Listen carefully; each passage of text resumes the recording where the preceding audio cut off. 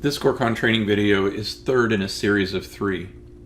Before reviewing this training video, please look for the TeamLink portal overview training video and the TeamLink portal authentication method number 1 video.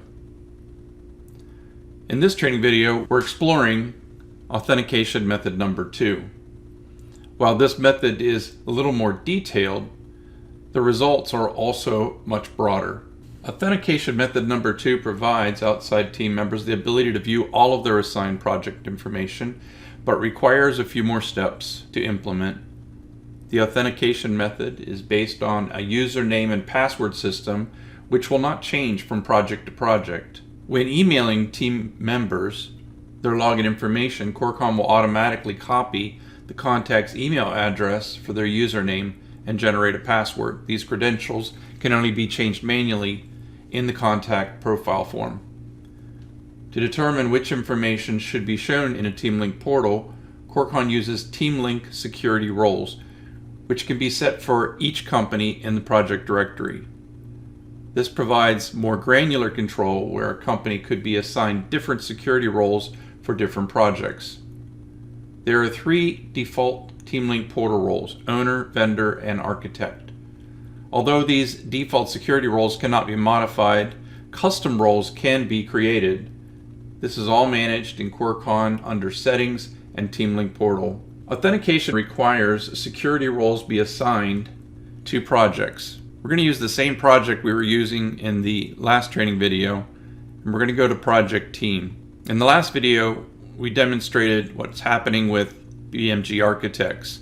We're going to review the same RFI in this video, but in this case we're going to assign the project owner a security role called owner. And we'll add an extra feature on specifying contacts. And while we're here, let's go ahead and add the architect role. We're going to go to Actions and Send TeamLink Invite. I'm going to go ahead and select All. And we're going to send it to 2 of the contacts. One is the project owner, the other is the architect.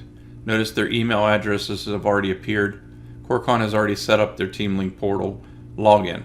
The preview of the email follows. This will include a hyperlink to the TeamLink portal and will give their login information. If they have logged in the past, instead of giving them a temporary password, it will give them a note that it was as previously set.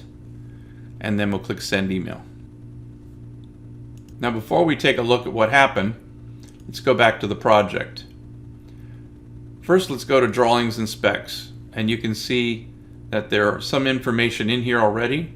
If we go back to Quick Links, since this is a project owner, we can see there's multiple prime contracts under this project, a change order, and a prime invoice. Back to Project Home. If we open Correspondence, you'll see the RFI that we used in the previous video. Let's open that RFI. Let's scroll down and notice that the response workflow has been turned on. The workflow type is parallel. In the previous video, we sent this already to the architect and they've sent back their response. Now we're going to also send it to the project owner. So we'll scroll up to the top again to Actions, and we're going to send RFI to respondents. We scroll down, you can see a preview of the email, and click Send Email.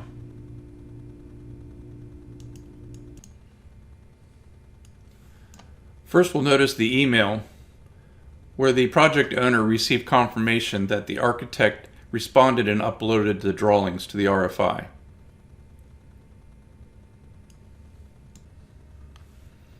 They received another email reminding them that they need to respond to the same RFI since they were also one of the respondents or approvers. So we'll scroll down and click on the TeamLink portal. The TeamLink portal login appears in their web browser. This project owner has logged in the past, so their email defaulted. But we'll need to add the password. Logging in as the project owner. As we mentioned in the previous video, there's several differences. In this case, the authentication method number 2 gives the project owner access to all of the projects that they're referenced on and have been granted access to through a TeamLink user role. They have the ability to go to their profile, make updates, change their password.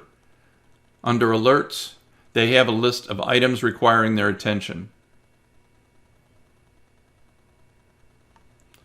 Back to projects, and back to the project that we were just working with. When they open the project landing page, it's very similar to the landing page you see in Corecon's browser solution. The difference is that they can only see information where they're referenced, and only that information granted access through the TeamLink portal user role. If we go into drawings, we can go to simple listing. We can see the bid set of drawings and the attachment, which can be viewed right within TeamLink portal. If we go back to the project details, they can also log in and see the specifications. Again, they can open the file right within Corecon TeamLink portal. They can also download all of the documents. Back to project detail again. We also mentioned that the prime contracts were available, change orders, prime invoices. Since they were referenced on each and they had the TeamLink user role assigned, they can see that information as well. Let's go ahead and take a look at the prime invoice. And click open. You can see all that information has been included. This was already approved.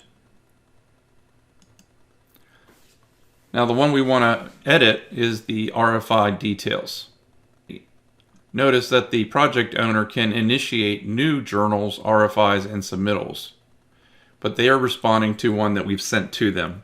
So let's open that RFI and open the detail.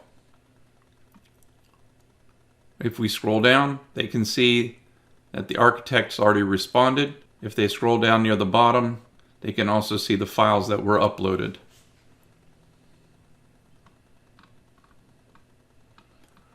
Since everything's already there, they just need to respond.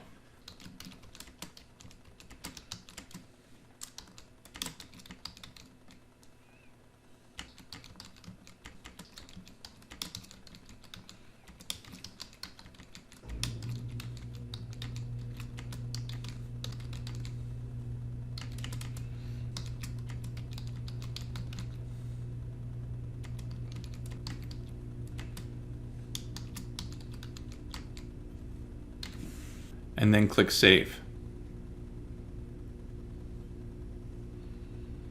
Now let's go back to Corecon's browser solution. And I'm just going to back out to the RFI list and go back into the RFI detail. And we scroll down, and now we can see that the project owner has also responded. The difference in the two is that the project owner had access to all of their projects and any of the records they were given access to. They can also see any of the attachments where the Show in Portal box has been checked. And back to Project Home. As we've mentioned several times, authentication method number 2 applies to projects only, not to project leads. In order to collaborate with subcontractors or suppliers on project leads, it is recommended to use authentication method number 1. Leads can appear in the portal if authentication method 2 is being used by the subcontractor or supplier. So let's go from projects up to leads for a moment, and we'll select a lead. If you click the Edit button on the lead home, there is a box that says Show in Portal. If this box is checked and the suppliers and subcontractors and their contact information have been added to the invitation to bid, to the estimate RFPs, or to the journals, authentication method number 2 can be used by the subcontractors or suppliers. If you'd like to know more information about this training video, we encourage you to go to the knowledge base, to TeamLink portal and review the second article, Authentication Method Number 2. The information covered in this training video, as well as more and detailed information, may be found in this help article.